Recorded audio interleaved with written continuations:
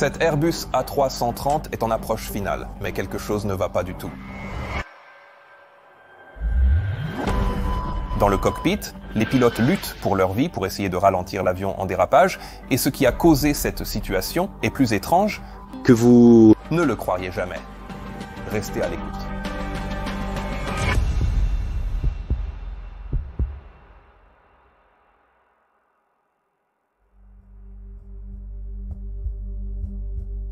Les accidents se produisent pour diverses raisons, mais dans presque tous les cas, la cause profonde peut être retracée à quelque chose de très bénin, peut-être une petite erreur que quelqu'un fait parfois des semaines ou même des mois avant l'accident. Cette erreur initiale est alors toujours suivie de plusieurs autres permettant de franchir les barrières de sécurité établies dans ce que nous connaissons maintenant, comme le modèle du fromage suisse du Dr. Reason. C'est pourquoi, pour comprendre pleinement tout accident ou incident, nous devons revenir à la toute première chose qui a mis la balle en mouvement dans cette histoire. Cela signifie revenir à 2001 pour la planification d'une extension de l'aire de trafic à l'aéroport de Juanda Surabaya en Indonésie. Le plan initial prévoyait 10 postes d'avions, qui sont essentiellement des places de stationnement pour les avions, à construire à côté des postes existants sur l'aéroport. Mais pour commencer, seuls les postes 5 à 10 étaient terminés. Les 4 autres postes devaient être construits plus tard, laissant le dernier terrain près de l'aire de trafic non pavé jusqu'à un éventuel besoin d'expansion. En attendant, les postes 5 à 10 étaient équipés de ce que l'on appelle des hydrants de carburant, essentiellement un réseau de tuyaux de carburant souterrain menant à chaque poste. Ce système permet aux ravitailleurs d'avions de connecter une voiture de pompe à l'hydrant et de pomper du carburant directement depuis un réservoir centralisé, évitant ainsi le transport par camion-citerne. C'est très courant dans les grands aéroports, surtout aux postes où les gros avions long courriers doivent être ravitaillés car ils ont généralement besoin d'énormes quantités de carburant. Les camions de pompage, utilisés pour compléter le ravitaillement, remplissent désormais plusieurs fonctions essentielles. Ils fournissent la pression nécessaire pour aspirer le carburant de la borne d'incendie et le pousser dans l'avion, en intégrant également des filtres à carburant, dernière barrière contre la contamination avant l'entrée dans les réservoirs de l'avion. Le carburant est pompé à travers ces filtres et la différence de pression entre l'entrée du filtre et la sortie doit être étroitement surveillée car toute augmentation de cette différence de pression pourrait indiquer une certaine forme de contamination du carburant par le système.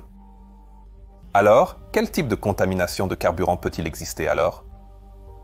Eh bien, il existe évidemment une grande variété, mais la plus courante est l'eau qui peut pénétrer dans le système de différentes manières, soit sous forme d'eau libre provenant de la condensation à l'intérieur des réservoirs ou d'une source extérieure, soit sous forme d'eau dissoute dans le carburant lui-même, qui peut se libérer sous forme d'eau libre lorsque la température du carburant change.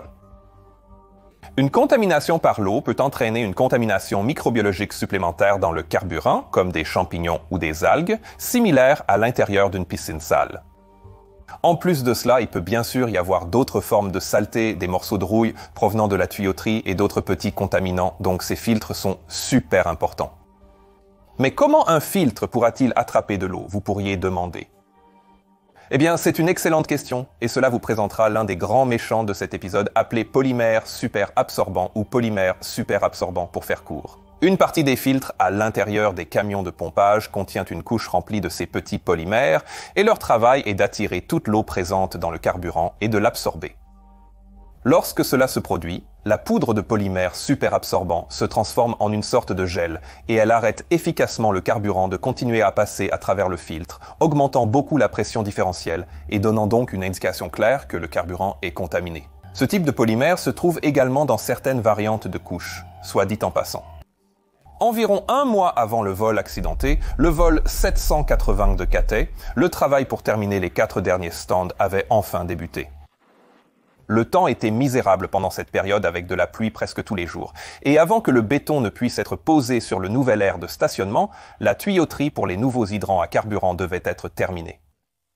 Cela comprenait des travaux de soudure assez élaborés et un grand soin a été pris lors de la mise en place des nouveaux tubes et de leur connexion à la tuyauterie déjà existante pour les stands 5 à 10 à proximité. Maintenant, l'aéroport de Surabaya est situé assez près de la mer et le bassin de régulation le plus proche, construit pour contrôler les niveaux d'eau autour de l'aéroport, n'était qu'à 300 mètres du chantier et contenait principalement de l'eau de mer. Malgré la pluie battante, les travaux ont continué, entraînant la formation de bassins d'eau salée dans la zone de chantier. Tous les supports avec des hydrants connectés à la zone de travail avaient bien sûr été éteints et scellés pendant les travaux et avant qu'ils et les nouveaux hydrants puissent être reconnectés, la compagnie pétrolière Pertamina, qui était en charge de tout le ravitaillement à l'aéroport, a dû rincer tout le système à l'aide de carburant. Après que ce rinçage a été terminé, les autorités indonésiennes de l'Aviation Civil Directorate General of Civil Aviation ont dû venir inspecter et finalement approuver l'installation avant qu'elle ne soit autorisée à être utilisée à nouveau. Le rinçage du système a été effectué par Pertamina le 9 avril, mais sans directive claire sur la méthode et la quantité de carburant à utiliser. Après le rinçage, l'équipe de Pertamina qui avait effectué les travaux a supposé que puisque le circuit du stand 1 à 10 avait maintenant été ouvert et rincé, il pouvait être utilisé en toute sécurité à nouveau, même si l'inspection finale n'avait pas été terminée, et il semble qu'à un moment donné, pendant les travaux de construction et de tuyauterie, de l'eau salée a dû pénétrer dans le système et elle n'avait pas été correctement évacuée avant que les bornes d'incendie ne soient à nouveau connectées. Cela nous amène au 12 avril 2010, qui était la veille du vol accidenté. Ce jour-là, un autre avion de Cathay Pacific à Surabaya avait pompé du carburant depuis la borne d'incendie au stand numéro 6. Après le départ et pendant la phase de croisière vers leur destination, les pilotes de ce vol ont remarqué quelques fluctuations sur leurs paramètres de moteur, spécifiquement sur le moteur numéro 1, mais ils n'ont reçu aucun avertissement associé et le moteur semblait continuer à bien fonctionner. Ils ont continué vers leur destination et ont signalé ces fluctuations aux ingénieurs de maintenance et les ingénieurs y ont jeté un coup d'œil et ils ont décidé de changer les unités de mesure du carburant, qui est l'unité qui contrôle effectivement l'apport de carburant dans le moteur. Après le remplacement du capteur de carburant, le moteur a bien fonctionné, donc aucun autre test n'a été effectué et personne n'a fait le lien avec l'augmentation du carburant à l'aéroport de Surabaya. Le jour suivant, le 13 avril, un équipage composé de 2 pilotes et de 11 membres d'équipage de cabine était prévu pour opérer le vol 780 de Cathay Pacific de Surabaya à Hong Kong. Ils étaient arrivés de Hong Kong la nuit précédente sur le même avion et avaient maintenant profité d'une agréable escale nocturne avant de devoir retourner à leur base. Le vol de retour était prévu à 8h20 heure locale, donc l'équipage est arrivé à l'aéroport et a commencé un briefing pré-vol environ 1 heure avant cela à 7h20. Le capitaine du vol était relativement jeune, seulement 35 ans, mais avait déjà accumulé plus de 7700 heures de vol total et 2600 de ces heures avaient été effectuées sur l'avion qu'ils allaient maintenant opérer, l'Airbus A330. Il était accompagné d'un premier officier de 37 ans qui était également assez expérimenté avec un peu plus de 4000 heures de vol total et 1171 de ces heures volées sur le 330. Il ne travaillait que depuis 3 ans pour Cathay à cette époque et avant cela, il avait volé pendant 11 ans dans la Royal Australian Air Force. Les 2 pilotes ont commencé leur briefing pré-vol en vérifiant le carnet de bord avec lequel ils étaient déjà assez familiers puisqu'ils avaient piloté le même avion la veille. L'avion était un Airbus A330-42 de 12 ans, 330 trait d'union, 342 équipé de 2 énormes moteurs à double flux. Il n'avait aucune panne technique enregistrée dans le carnet de bord et avait parfaitement fonctionné la veille. Ils étaient donc assez confiants avec lui. Ils ont ensuite procédé à la vérification de la météo et des conditions pour le vol de 6 heures qu'ils avaient devant eux, et tout semblait raisonnablement bien, avec seulement quelques orages sur la route et peut-être un peu de vent de travers à Hong Kong plus tard, mais tout était bien dans leur zone de confort. Ils ont décidé que le premier officier allait être le pilote pour le vol, puis le capitaine s'est dirigé vers l'équipage de cabine et a commencé à les informer sur le vol. L'équipage de cabine était aussi très expérimenté. Ils étaient dirigés par un responsable du service en vol qui était soutenu par un chef de cabine senior, 3 chefs de cabine junior et 6 membres d'équipage de cabine junior. Comme rien de spécial n'était prévu pendant le vol, le briefing a été conclu assez rapidement et ils se sont ensuite dirigés vers l'avion qui était maintenant prêt à être ravitaillé au poste numéro 8. Les pilotes avaient décidé d'embarquer 24 400 kg pour un total de carburant au départ de 33 400 et lorsque le capitaine a commencé sa vérification extérieure, il a vu que le ravitailleur effectuait un contrôle de la qualité du carburant, il est donc allé jeter un œil lui-même. Un contrôle de qualité du carburant est réalisé en prélevant un échantillon en aval du filtre à carburant de la voiture, puis en vérifiant visuellement sa clarté et l'absence de contaminants visibles ou d'eau libre. L'échantillon de carburant prélevé était excellent. Le capitaine a donc poursuivi gaiement sa vérification extérieure pendant que le ravitailleur commençait l'embarquement du carburant. Mais quelques minutes après le début du ravitaillement, le ravitailleur a remarqué que le tuyau de carburant vibrait plus que d'habitude. Il savait que le système de carburant souterrain avait récemment été reconnecté, il a donc supposé qu'il pourrait y avoir des bulles d'air à l'intérieur causant la vibration, tout comme dans votre robinet de cuisine lorsque l'eau a été coupée pendant un certain temps. Il a arrêté le ravitaillement pendant quelques secondes, puis a repris, ce qui a momentanément résolu les vibrations, mais il a dû le faire plusieurs fois avant que tout le carburant ne soit soulevé. Curieusement, quand il a revérifié plus tard la différence de pression près du filtre à carburant, il a noté qu'elle avait légèrement augmenté. Il a alors noté cela dans le carnet de bord du camion de pompage et a pensé qu'il était peut-être temps de changer bientôt le filtre à carburant, puis il a continué ses tâches. Ce qui s'était réellement passé ici, c'est que l'eau salée restante qui avait été laissée à l'intérieur de la tuyauterie était maintenant entrée dans le filtre où les particules de sève l'avaient attrapée, comme elles étaient conçues pour le faire. Mais ce qui n'était pas prévu, c'était le fait que c'était de l'eau salée, pas de l'eau normale, et les particules de sel se sont attachées aux particules de sève, empêchant le filtre de se bloquer complètement comme il était conçu pour le faire. Au lieu de cela, le filtre avait continué à laisser passer le carburant, mais la pression à l'intérieur avait déformé le filtre et le carburant avait commencé à refluer à travers le filtre et à le contourner par les trous, puis à entrer dans l'avion. C'était probablement la cause des vibrations ressenties par le ravitailleur durant le ravitaillement. Maintenant, ce n'était pas génial, mais cela n'était toujours pas censé être un gros problème. Les moteurs d'avion sont certifiés pour pouvoir fonctionner avec des quantités assez importantes de contamination du carburant. Donc un filtre cassé ne devrait normalement pas avoir été un si gros problème. Mais ce que personne ne savait, c'est que le filtre maintenant cassé avait commencé à produire un tout nouveau type de contaminant avec lesquels personne n'avait calculé. Et c'était les particules de sève elles-mêmes. Les filtres à carburant à l'intérieur des moteurs d'avion sont classés pour pouvoir attraper toutes les particules jusqu'à une taille d'environ 40 micromètres et pour attraper environ 90% de toutes les particules entre 10 et 40. Mais cela signifiait qu'à l'intérieur du carburant qui était maintenant soulevé se trouvait un contaminant qui était en grande partie plus petit que même les filtres du moteur étaient capables de retirer. Pendant la promenade du capitaine autour de la cabine, l'équipage a accueilli et guidé les 309 passagers vers leur siège. Le premier officier préparait le cockpit et lorsque le capitaine est revenu, il a commencé à l'informer sur l'itinéraire de départ prévu, puis ils ont complété la liste de contrôle avant le démarrage.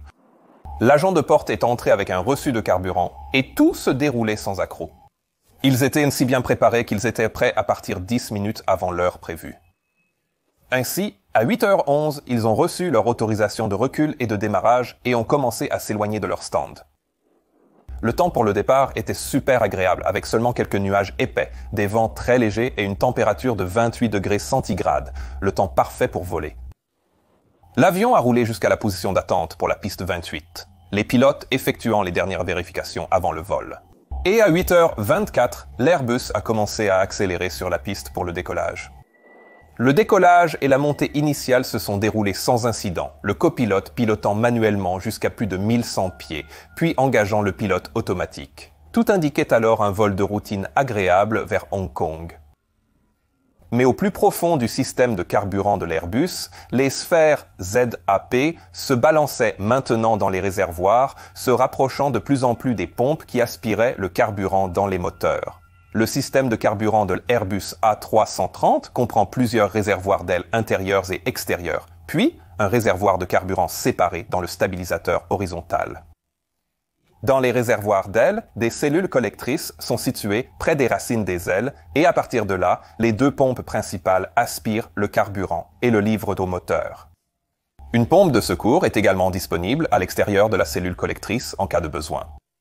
Après que le carburant a été aspiré de ces réservoirs, il est ensuite pompé via un échangeur de chaleur utilisé pour refroidir l'huile du moteur, puis via le filtre basse pression du moteur jusqu'à la pompe haute pression qui crée suffisamment de pression pour faire fonctionner les unités de mesure de carburant suivantes ou unités de mesure de carburant. L'unité de mesure de carburant fournit ensuite la bonne quantité de carburant au brûleur moteur. Il est clair qu'il y a environ 1 million de composants distincts dans ce système, mais cela devrait vous donner un aperçu général de son apparence. Chaque moteur est contrôlé par une unité de contrôle électronique de moteur séparée ou unité de contrôle électronique de moteur qui est essentiellement un petit ordinateur qui détecte l'entrée du levier de poussée et de l'autopoussée, puis traduit cela en commande pour l'unité de mesure de carburant en fonction des choses comme les conditions extérieures, les performances du moteur et bien d'autres choses. L'unité de mesure de carburant contient plusieurs vannes mécaniques conçues pour maintenir une pression de carburant constante et répondre avec précision et rapidité aux demandes de l'unité de contrôle électronique de moteur. Je sais que nous allons assez loin dans la conception des systèmes maintenant, mais toutes ces choses sont importantes pour comprendre pleinement ce qui va se passer. Avant de conclure sur les aspects techniques, je souhaite évoquer un dernier système à l'intérieur du moteur, le contrôle du débit d'air du moteur. Dans un moteur à réaction, l'air traverse successivement les compresseurs à basse pression, intermédiaire et haute pression avant d'entrer dans les chambres de combustion.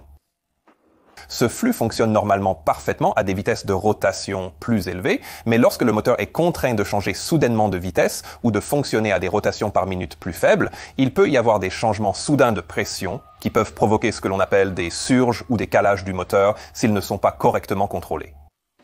Les surges du moteur sont des calages d'ailettes du compresseur, provoquant un flux d'air inversé à l'intérieur, ce qui peut endommager le moteur et nuire à ses performances. Maintenant, pour s'assurer que cela ne se produise pas, plusieurs aubes de stator variable et soupapes de purge ont été intégrées dans les étages de compression du moteur pour s'assurer que la pression peut être contrôlée avec précision. Comme je l'ai mentionné précédemment, ces changements de pression sont directement causés par des changements de vitesse du moteur. Ces soupapes et aubes sont actionnées avec l'aide de quelque chose connu sous le nom de fuel hydraulique, qui est essentiellement la pression du carburant de la pompe à carburant haute pression, et cela signifie que ce système est directement connecté à la fonction du système de carburant. Alors que l'avion commençait à grimper en direction du nord-est, les pilotes ont commencé à remarquer des fluctuations assez anormales du rapport de pression du moteur sur le moteur numéro 2. Il fluctuait autour de 0.015 EPR, et quand ils ont regardé le moteur numéro 1, il fluctuait aussi, mais pas autant.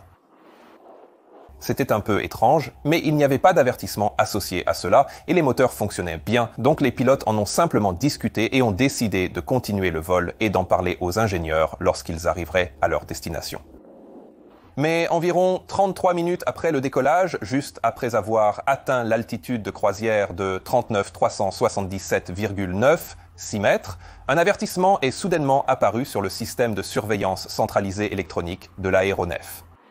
L'avertissement indiquait défaut du système de contrôle du moteur 2 et avec l'information supplémentaire, réponse lente du moteur 2.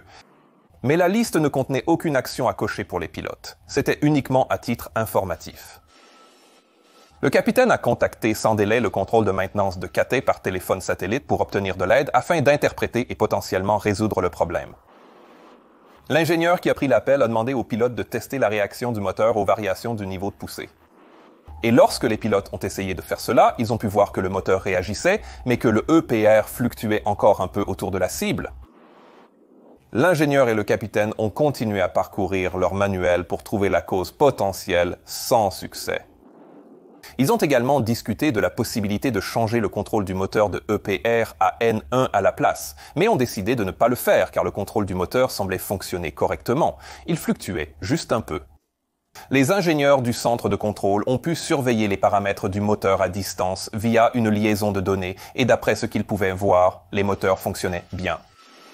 Ils ont donc conseillé à l'équipage de continuer à surveiller la situation et de rappeler en cas de nouveaux développements.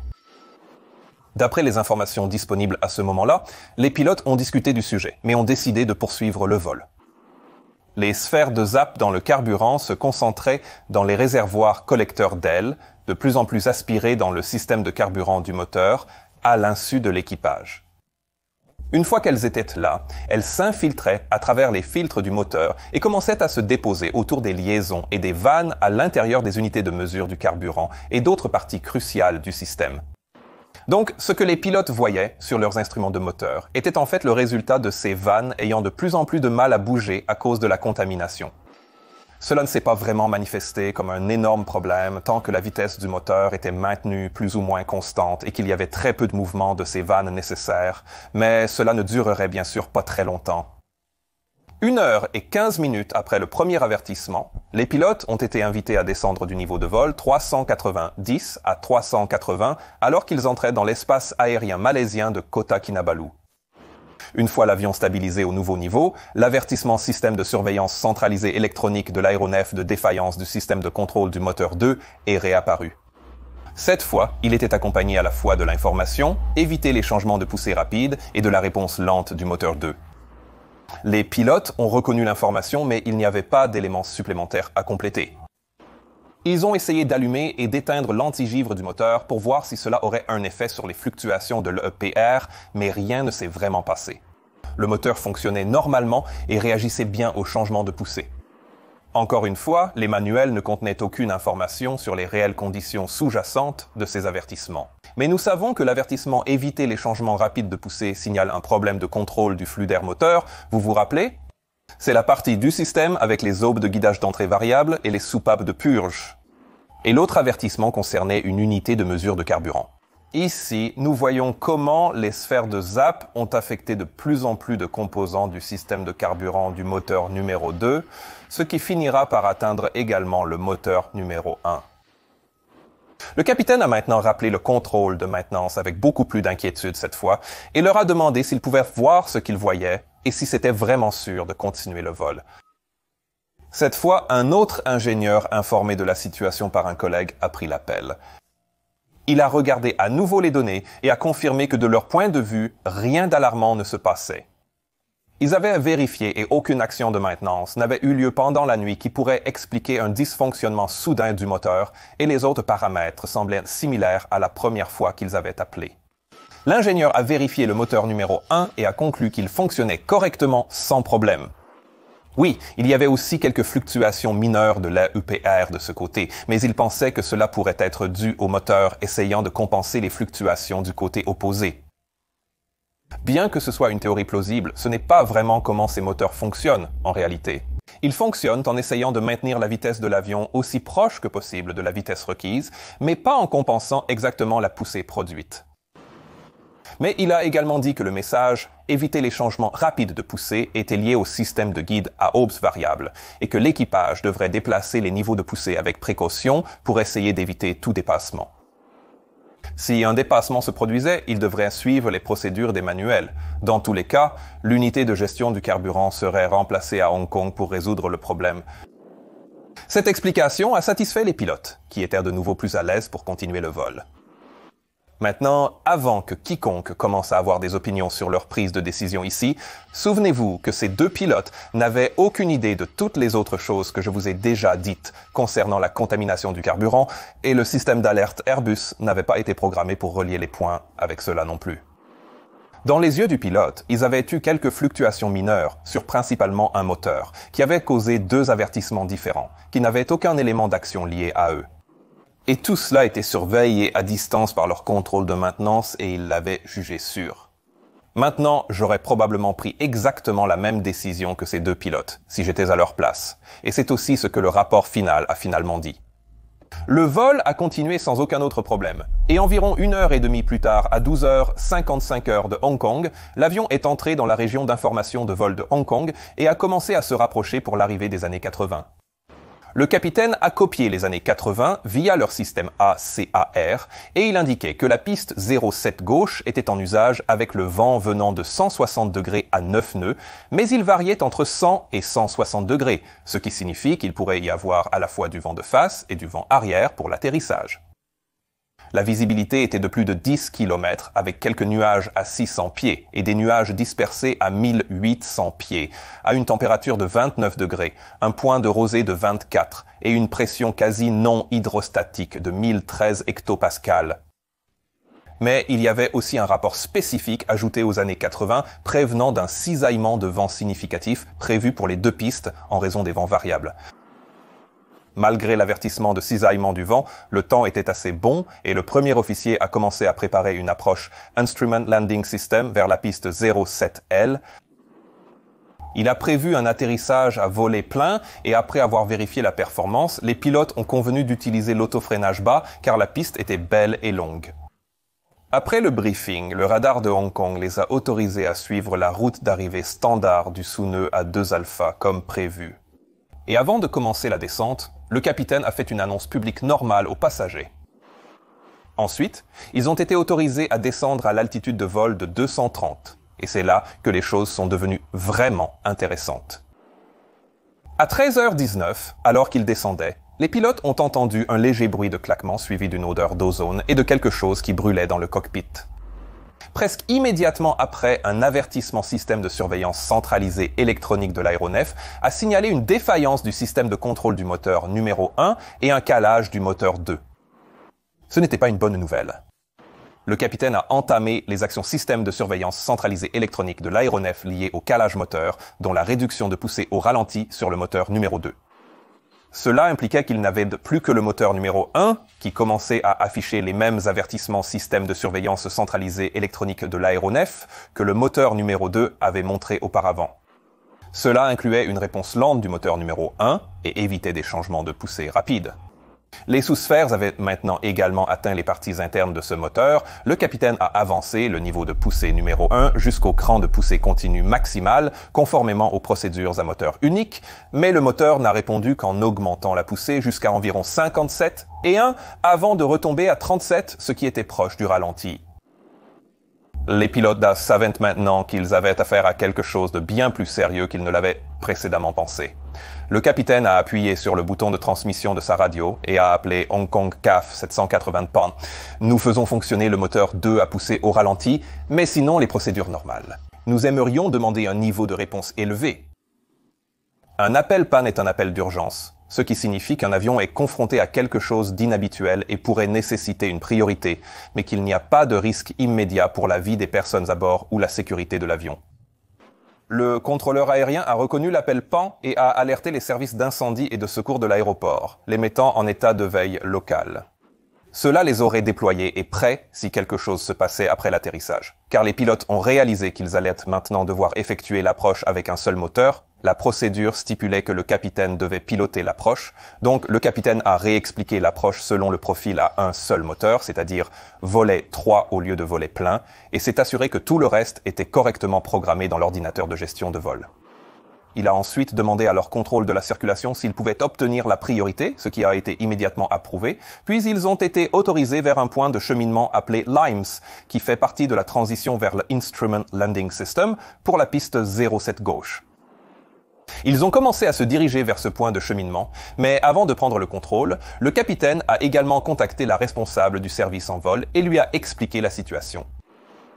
Il lui a demandé de bien vouloir commencer à préparer la cabine pour l'atterrissage et de jeter un œil sur le moteur du côté droit pour voir si elle pouvait voir quelque chose d'inhabituel et de faire un rapport si c'était le cas. La responsable du service a répété cela puis a raccroché. Alors qu'elle commençait à descendre à l'arrière de l'avion, le capitaine a annoncé au personnel de cabine de préparer l'atterrissage. Jusqu'à présent, l'équipage a géré cela de manière excellente, impliquant et informant toutes les parties. C'était très agréable à voir. L'avion a reçu des autorisations de descente continue et avec le capitaine aux commandes, les choses allaient empirer. À 13h30, lorsqu'ils étaient à environ 45 miles de la piste, l'avion a dû momentanément se stabiliser à 8000 pieds. Cela signifiait que le capitaine devait ajouter de la poussée sur le moteur numéro 1, mais quand il l'a fait, le message ECAM moteur un décrochage est apparu, et cela signifiait que leur seul moteur restant commençait maintenant à avoir de vrais problèmes. Les pilotes ont effectué les actions système de surveillance centralisée électronique de l'aéronef qui comprenaient la réduction de la poussée au ralenti sur ce moteur. Ce qui signifie que maintenant les deux moteurs étaient au ralenti et lorsque le capitaine a essayé les moteurs en déconnectant la manette des gaz extérieurs et en déplaçant l'un des leviers de poussée lentement un à la fois, il n'y a eu aucune réponse de l'un ou l'autre d'entre eux. Au lieu de cela, le message système de surveillance centralisée électronique de l'aéronef moteur incalé est réapparu. C'était vraiment mauvais. L'avion était à 8000 pieds, avec une vitesse d'environ 295 nœuds à ce moment-là, avec 45 000 nautiques à parcourir. Une règle générale est qu'un avion planera environ 3 fois sa hauteur en 1000 nautiques, plus peut-être 1000 par 10 nœuds au-dessus de sa vitesse de décrochage. Donc cela signifierait 8 fois 3, 24, plus peut-être 12 de plus s'ils étaient chanceux. C'est environ 36 000, ce qui était clairement insuffisant. Avec cela à l'esprit, l'équipage a maintenant choisi de faire un appel de détresse pour informer le contrôle du trafic aérien qu'ils étaient confrontés à une situation de panne des deux moteurs. Ils ont immédiatement été autorisés à descendre à 3000 pieds, mais ne pouvaient pas encore commencer à tourner visuellement vers l'aéroport car ils étaient encore à l'intérieur des nuages à ce moment-là. Sachant que les directeurs de vol lui donnaient des instructions, sur la base de l'hypothèse que les deux moteurs fonctionnaient encore, le capitaine a maintenant demandé que les directeurs de vol soient éteints, et il a également déconnecté le pilote automatique et a commencé à piloter l'avion entièrement manuellement. Maintenant, la raison de retirer les automatismes à ce point serait laissée au capitaine à expliquer. Mais parfois, lorsque vous êtes confronté à un avion qui ne se comporte pas comme il le devrait, le piloter manuellement pourrait donner une meilleure conscience globale de la situation technique et une meilleure sensation de l'avion. Après s'être déconnecté, la première chose qu'il a faite a été de monter légèrement et de commencer à grimper. Cela lui a permis de gagner de l'altitude, d'augmenter la distance de planée et de réduire la vitesse vers le point vert, soit environ 202 nœuds, la vitesse optimale pour un moteur unique. Ces deux facteurs aideraient l'avion à aller aussi loin que possible s'ils ne pouvaient pas remettre au moins l'un des moteurs en marche pour eux. Après que le capitaine ait fait cela, le premier officier a démarré le Auxiliary Power Unit et a basculé les deux sélecteurs de démarrage du moteur pour allumer. Cela permettrait un allumage continu du démarreur dans les moteurs afin d'éviter toute extinction de flammes éventuelle. L'avion a finalement percé les nuages, ce qui signifie que les pilotes pouvaient réellement voir l'aéroport. Le capitaine a tenté de déplacer progressivement les leviers de poussée depuis le ralenti, un par un, mais initialement, il ne répondait pas. Après quelques essais, le moteur numéro 1 a répondu et a augmenté à un N1 d'environ 74% avec les leviers de poussée dans la butée de montée. C'était un peu moins que ce qu'il aurait dû donner avec le levier de poussée dans cette position, mais c'était suffisant pour maintenir l'avion en vol et même accélérer un peu. Le moteur numéro 2 n'a jamais répondu, restant à un N 1 de 17% inférieur au ralenti, signifiant son échec. À 13h36, le premier officier a donné à l'équipage de cabine des sièges pour l'atterrissage via le PA. Quelques secondes plus tard, il a également ajouté l'équipage de cabine à des stations, ce qui signifiait que l'équipage de cabine devrait maintenant commencer à se préparer pour une éventuelle évacuation après l'atterrissage. L'équipage de cabine a aussitôt prévenu le cockpit qu'ils étaient fin prêts pour l'atterrissage. Le capitaine manœuvrait maintenant visuellement vers la piste, et la tour lui a conseillé qu'il était autorisé pour une approche visuelle et qu'il pouvait choisir entre la piste 0, 7 gauche ou droite, selon sa préférence. Pendant ce temps, plusieurs autres messages système de surveillance centralisé électronique de l'aéronef ont été affichés et ont continué à s'afficher pendant les quelques minutes suivantes. Aucun d'entre eux n'étant pertinent par rapport aux problèmes de moteur auxquels ils étaient confrontés, ils ont donc été rapidement ignorés.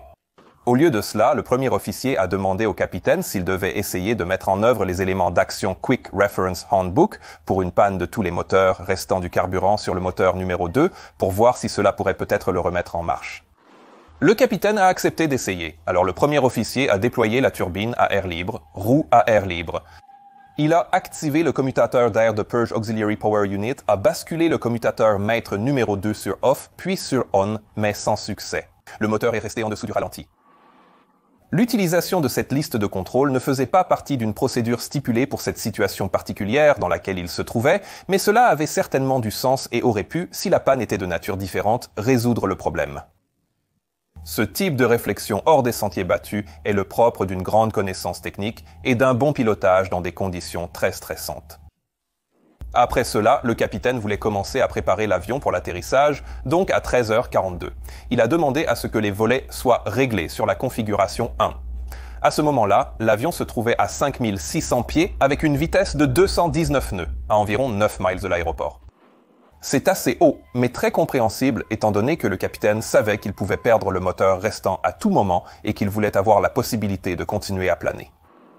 Mais il voulait maintenant commencer à ralentir, alors il a ramené le levier de poussée numéro 1 à la position de ralenti, mais un autre problème est survenu. Le moteur n'a pas répondu. Au lieu de cela, il a continué à fournir environ 74% de poussée, ce qui signifie qu'à l'altitude à laquelle l'avion se trouvait maintenant, et avec ce genre de poussée, ils étaient beaucoup trop hauts et avaient beaucoup trop d'énergie pour effectuer l'approche stabilisée. Mais le capitaine savait qu'il n'avait pas le choix. Il ne savait pas combien de temps le moteur tiendrait encore, alors il devait faire atterrir l'avion au plus vite. Il a choisi de continuer à voler le long de l'odeur étendue pour avoir plus de pistes, puis de virer au nord pour l'approche finale. En même temps, le capitaine a également pris le micro PA et a fait une courte annonce aux passagers leur disant qu'ils rencontrèrent des problèmes avec leur moteur, ce qui provoquait les vibrations qu'ils pouvaient tous ressentir, et il leur a également dit de rester assis et d'écouter attentivement les commandes de l'équipage de cabine. Il aurait pu laisser le premier officier faire cette annonce, mais la vérité est que lors des véritables urgences, il est important que les passagers et l'équipage entendent la voix du capitaine et qu'ils réaffirment l'autorité de l'équipage de cabine. Une performance exceptionnelle, une fois de plus. Alors que l'avion se recentrait sur l'axe, il était encore à 5200 pieds, à 8000 nautiques de l'atterrissage, et maintenant avec une vitesse de 234 nœuds, ce qui était tout simplement beaucoup trop élevé.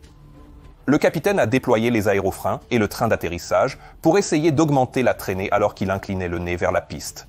Et cela a un peu aidé, mais pas assez pour maintenir la vitesse en dessous de la vitesse maximale pour les volets 1 qui étaient de 240 nœuds.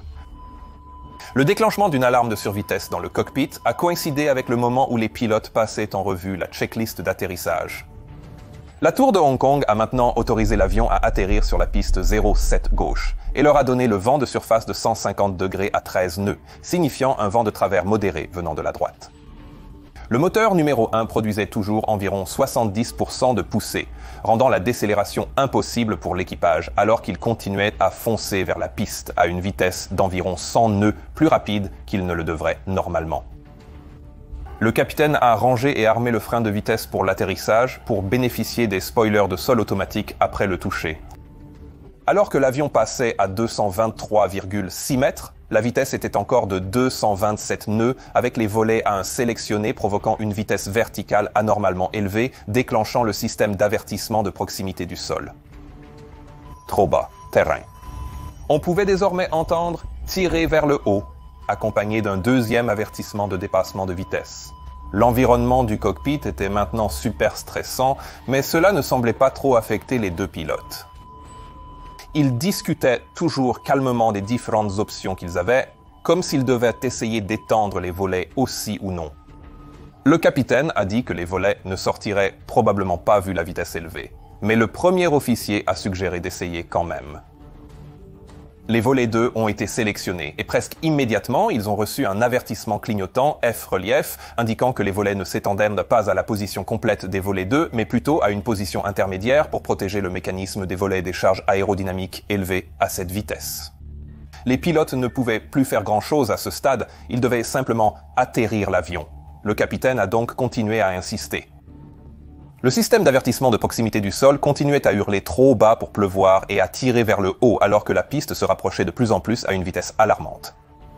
À 13h43, l'Airbus A330 a atterri sur la piste 07L, environ 680 mètres sur la piste, avec une vitesse de 230 et un nœud, presque le double de la vitesse normale d'atterrissage. La roue principale droite a touché le sol en premier, mais à cause de la vitesse qu'elle avait et du vent de travers droit, elle a immédiatement rebondi, provoquant une légère inclinaison vers la gauche. Maintenant, le capitaine savait qu'il n'y avait pas de place pour des rebonds à cette vitesse. Alors il a poussé le nez vers l'avant et l'avion a touché le sol une deuxième fois, mais en raison de la forte inclinaison et de l'élan maintenant vers le bas, le capot de l'engin gauche a frappé la piste, provoquant des étincelles derrière. À ce stade, les spoilers au sol se sont finalement déployés, éliminant toute la portance des ailes et amenant tout le poids de l'avion sur les roues et sur les freins. Le premier officier a appelé, sans spoiler ni feu vert de réversibilité ou diesel, poussant le capitaine à déconnecter le frein extérieur, régler sur bas et à appliquer un freinage manuel maximal. Les inverseurs ont été sélectionnés, mais seul celui du moteur numéro 1, maintenant endommagé, s'est déployé. L'avion a continué à dévaler la piste, transférant une énorme quantité d'énergie cinétique sur ses freins, mais finalement il a commencé à ralentir. Et il s'est finalement arrêté complètement environ 300 mètres avant la fin de la piste.